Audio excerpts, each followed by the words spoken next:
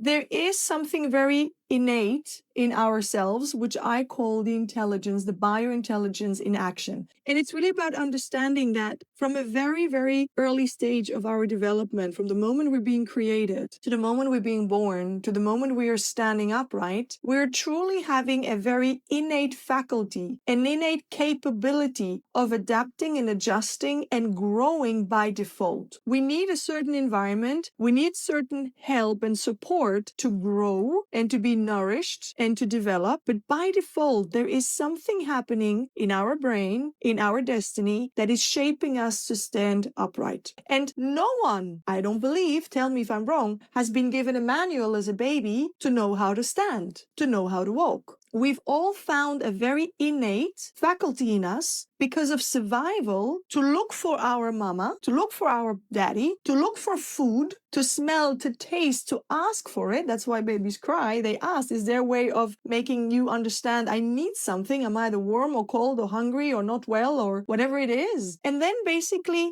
by survival, we're developing into something upright, into a human being upright that can pull itself up, not push, pull itself up, pull itself together so that it can go and grab whatever it needs to become more and more self-efficient and self-sufficient. So they don't rely as much on exterior help anymore.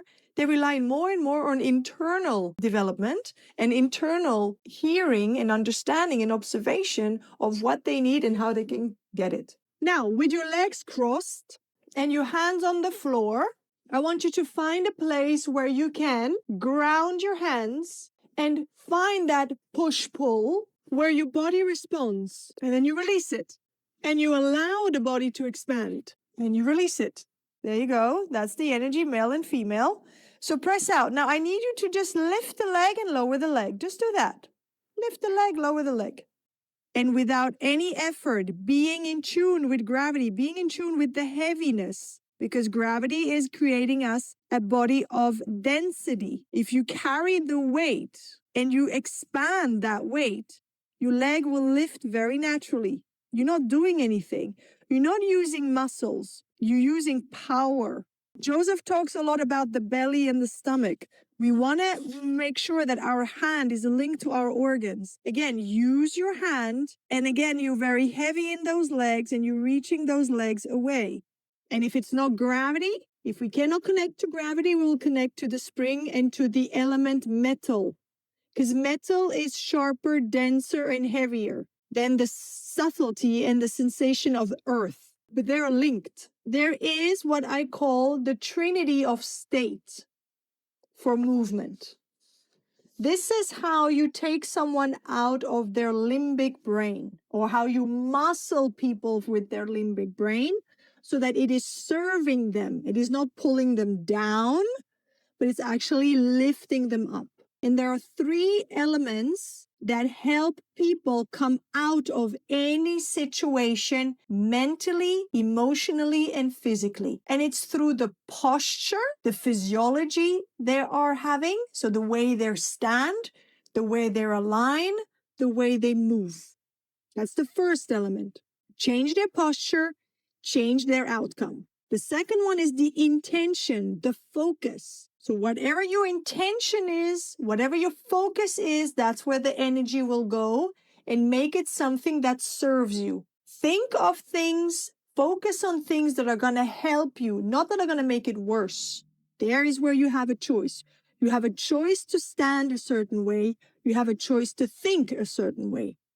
And the choice of your language. You have a choice to use different words to say the same thing. So use clear communication, empowering communication, supportive communication to enhance your instruction or to enhance your guidance, either for yourself or for somebody. So that is the triangle, the trinity, when we think body, mind, and spirit.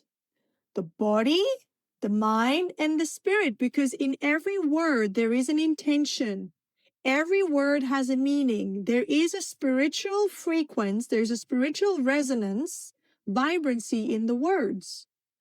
So if you look at it from a holistic point of view, from an energetic point of view, we have flows of energy. We have energy centers, which are a deeper perspective of strength or weaknesses. I don't kind of like the weakness idea. It's more deficiency or efficiency in the energy distribution. We have more energy in the root chakra, in the sacral chakra, in the solar plexus chakra, in the heart chakra, in the throat chakra, in the head and face chakra, or in the crown chakra. And if you look at that again, the solidity, the root chakra from the coccyx down the legs, this is the energy down. This is the verticality. The seventh and the first one is that verticality that we're looking for. Okay, the root chakra and the crown chakra are right, Mother Earth and Sky Father. If you strengthen your extremities in relationship to your core has a strong base. You don't need to work the core. You don't need to do planks. You don't need to do abs.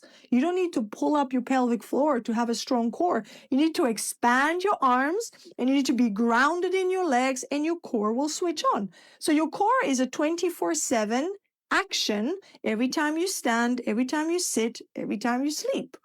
I truly believe that we have a destiny, all of us, that is there to support us. And the faster we align with our truth self, with our authentic self, with our calling, the faster the destiny is going to work for us and with us, shaping the life we've always wanted.